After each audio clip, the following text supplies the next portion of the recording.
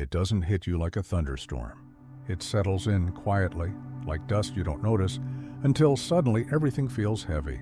You're a kid, small hands, big eyes, and one day you look at the grown-ups in your life and realize they're crumbling. Maybe it's yelling that shakes the walls. Maybe it's bottles clinking at night. Maybe it's just that cold emptiness in their eyes when they look right through you. And in that tiny chest, something shifts. You think, if I don't hold this together, nobody will. You don't say it, but your heart signs the contract anyway. So you grow up fast. Not because you wanted to, but because you felt you had to. You start reading moods like weather forecasts. You learn when to be quiet, when to smile, when to disappear. You figure out that your feelings take a back seat, because theirs always mattered more. You become the fixer, the peacemaker, the little adult in a house full of broken pieces, and people clap for you. They call you strong, mature, wise beyond your years. And you nod, because what else can you do? But inside, there's this tiny voice whispering, why did I have to grow up before I even got a chance to be a kid? Nobody tells you that responsibility can become a cage. That being the strong one can feel like a trap. You get so good at keeping it together that falling apart doesn't even feel like an option. But here's the thing, those survival skills, they don't just disappear when you turn 18. They follow you. They shape how you love, how you trust, how you rest, if you even know how to rest. And deep down, beneath the calm smile and the I'm good, there's a tired kid who never put their backpack down. If this feels uncomfortably familiar, yeah.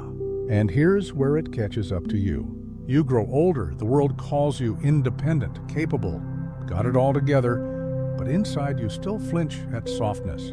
You struggle to ask for help because somewhere along the way, you learned that needing someone makes you a burden. So you carry everything. You work harder than everyone else. You keep your emotions locked tight because feeling them means losing control, and losing control feels dangerous. Rest doesn't feel safe. Joy feels suspicious.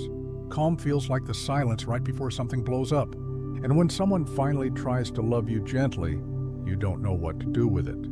You brace for impact, waiting for the moment they decide you're too much or not enough. Just like back then, you weren't dramatic.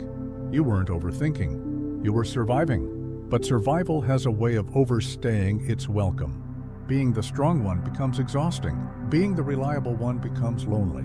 You're so used to carrying storms that clear skies feel unfamiliar, like you don't deserve them. And part of you still hopes someone will notice you're tired without you having to say it.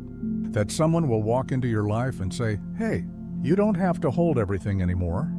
But here's the sometimes painful truth. The world got so used to you being fine that they stopped checking. And somewhere along the way, you stopped checking on yourself too. But this is where things can change, not because someone finally comes to save you, but because you walk back to that little version of you who learned to survive before they learned to play. You remind them they didn't need to earn love back then, and they don't need to earn it now. You don't fix yourself by being stronger. You heal by finally letting yourself be human. By asking for help even when your voice shakes, by resting without guilt, by letting yourself feel, not perform. You don't owe the world strength every single day.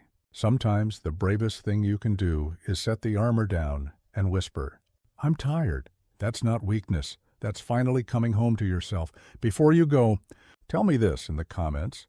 What's one thing you wish someone said to you when you were a kid?